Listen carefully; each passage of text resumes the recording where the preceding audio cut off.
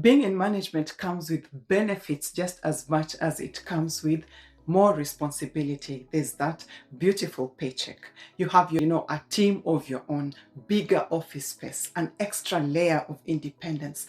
Then there's that element of assuming office, owning your role. You have to give direction. You have to chair meetings. You have to lead team building exercises, participate in board meetings, everything that calls on you to speak in public. So while it's normal to feel nervous before giving a speech, debilitating anxiety can lead to inferior performance and dilute your confidence altogether. So in this video, I'm going to share with you how public speaking impacts your leadership role and how to manage the anxiety naturally so you don't get to this level of incapacitation.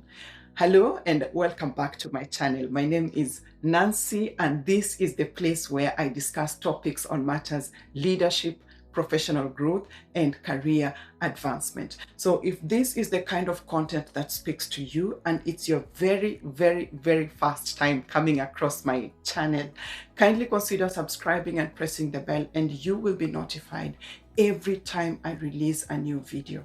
I'm always happy to have you around. Speaking to an audience makes you vulnerable to rejection, but did you know that the fear of public speaking can reduce your earnings by at least 10%, and even in some cases, hinder your promotion to a higher position by 15%. A great leader is a good communicator. You want to be able to articulate your ideas effectively such that others can understand you before they respond. Just think of the times when you've been called upon to address a group of 2 or more, only to find yourself experiencing that mental freeze. You forget your material, you feel humiliated, you're feeling judged, even criticized harshly. Your voice starts becoming shaky and you automatically minimize eye contact. These are moments when public speaking feels like a trap. It's causing you intense anxiety. So you find yourself sweating, you are shaking, you're running out of breath, your heart is racing, your mouth is drying up. You feel that urge to use the restroom frequently, and this is what is called the fear of public speaking, otherwise known as glossophobia. So if you have this phobia, you might actually excuse your way out of promotions or leadership roles because most of your authority relies on how you use your word of mouth. So as you go through this video, ask yourself, on what occasions are you likely to be called upon to speak in public? And how often would you be solicited?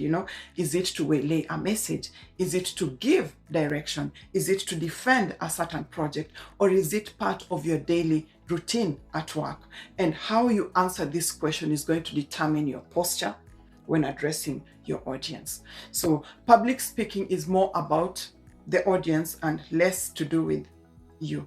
If you're already in leadership, you may experience the pressure to maintain a certain, you want to maintain a certain image, which can get you so concerned over making mistakes. You do not want to make mistakes. You do not want to say anything that could be misunderstood. You do not want to say anything that could be misinterpreted.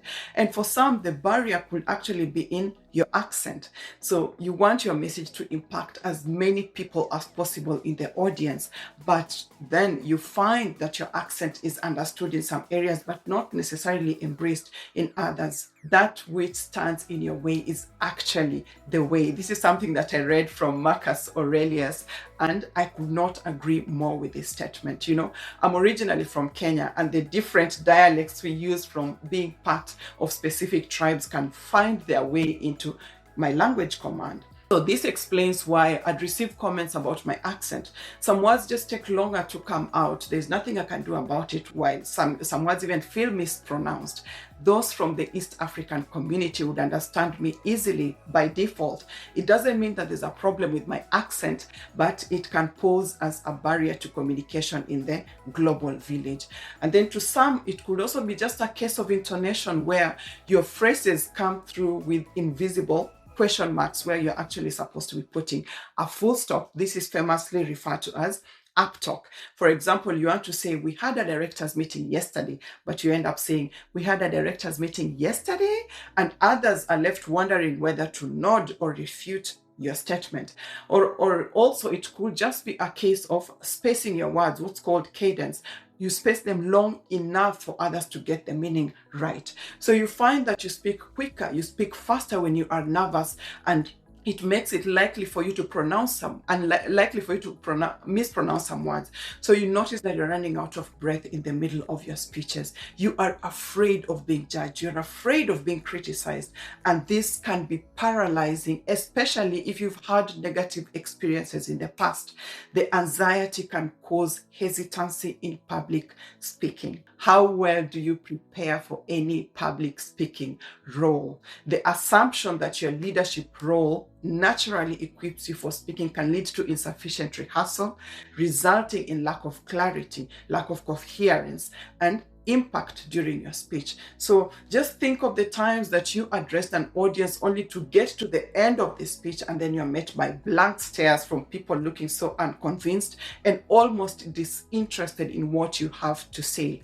If your speech does not connect you with your audience, the message will almost always be lost, and preparation plays a big role to boost your confidence and highlight your effectiveness as a speaker. And then there's also the element of vulnerability and apprehension that comes with having to handle the question and answer sessions. So if you are good at speech preparation, you're going to know that Q&A is totally out of your control. You are never 100% sure of what you'll be asked, how the questions will be framed, and if you will be able to answer them satisfactorily. So leaving your fate in the hands of the audience can be intimidating, as you don't know how your personal views are going to be received. And these are moments where you want to look inwards and ask yourself, what are my personal struggles when it comes to public speaking?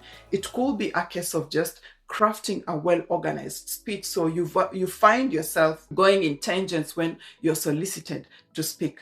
You feel like you have so much to say, so little time, and you want your audience to hear everything that you have to deliver. Just ask yourself, how is my audience going to get my key points?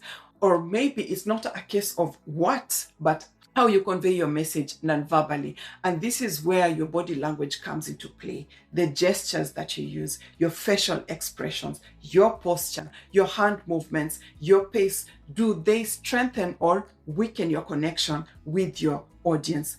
People are going to be subconsciously looking at this as they determine how to receive your message. Are you the kind of person who relies heavily on visual aids? You feel like your presentations are incomplete without the slides, without the props, without the PowerPoint presentations. So your audience is looking to connect with you even when you're giving the most technical of presentations.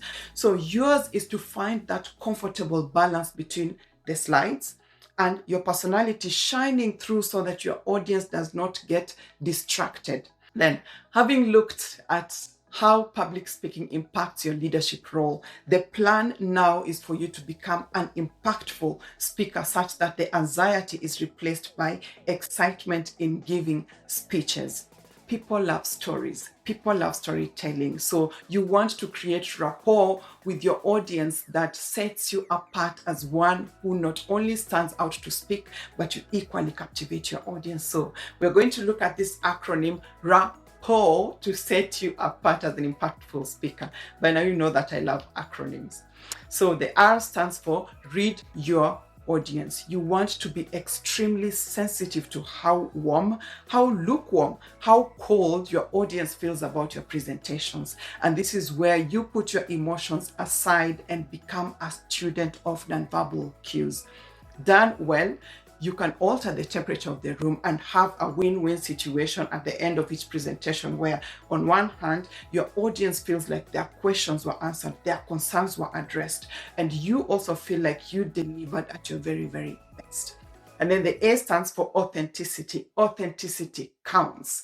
That which you consider a barrier might actually be your stepping stone to authenticity. For example, as I've mentioned earlier, you may be struggling with a heavy accent or a case of stammering or stuttering. And this is something that hits so close to home for me.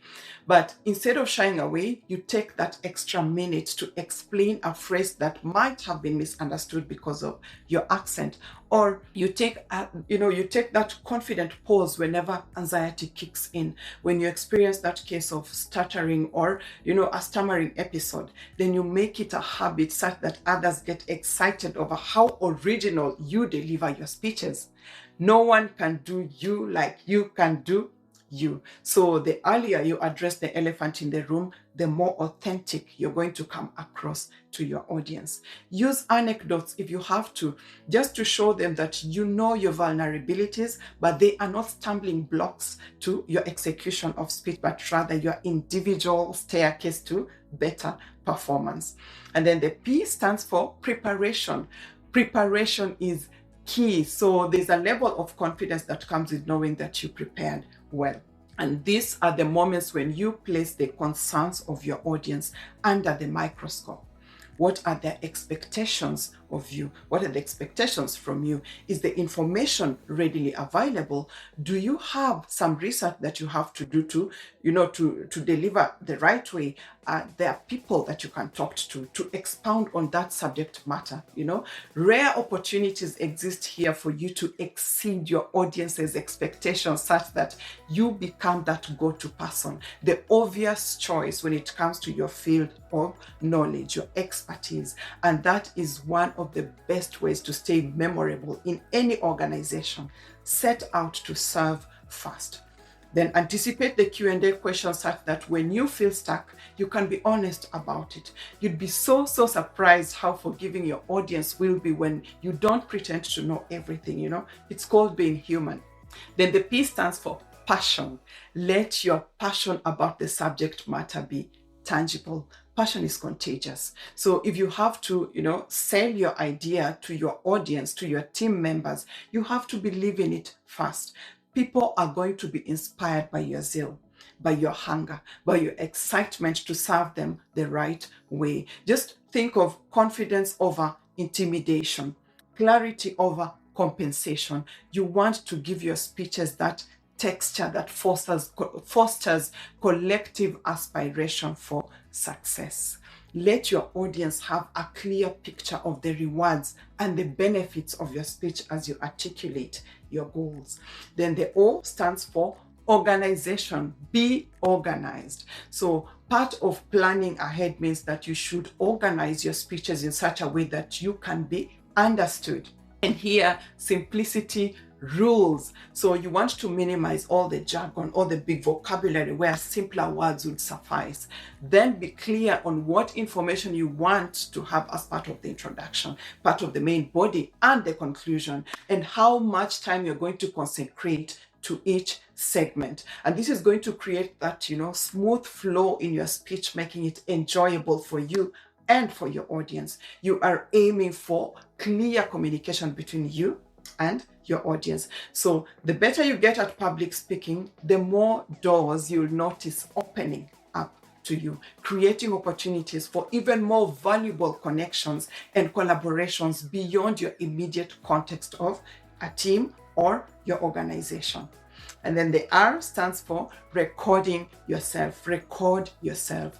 There are moments where you invite an audience of people that you know during preparation to give you their honest feedback. Then there are moments where you have to become your biggest critic. While constructive feedback from your peers and your mentors is helpful for your growth, recording yourself is going to give you that laser sharp focus on the areas that need improvement and might have gone unnoticed by others, especially the nonverbal cues and the tonality of your voice. Just picture yourself engaging your audience. Can they feel what you want to communicate to them, what you want to say to them? Or is it a case of how you deliver your message? And is there something that you can do about it? Then the T stands for test with a small group. Test with a small group. And this ties closely with recording yourself. So testing with smaller, more familiar audiences not only helps build your confidence gradually, but it can help manage your anxiety, which is going to significantly improve your speech delivery. And it also makes you a better listener, because if you can identify everyone in the room, you can pick out their nonverbal codes, their nonverbal cues, and then use that to improve on yourself. You will be able to actively listen to what they are not saying with their mouths. So if your nerves get the best of you, making you speak faster than necessary, here's where you can slow down, practice and master cadence till it starts to feel natural. And as you consciously put this acronym to use, you're going to notice that you start becoming more influential in your field, gradually moving from regular to good to great. And this way, public speaking is going to become an asset in your professional toolkit. If you enjoyed this video, please give it a like and subscribe. And thank you so much for your company. I look forward to seeing you on the next one. Bye.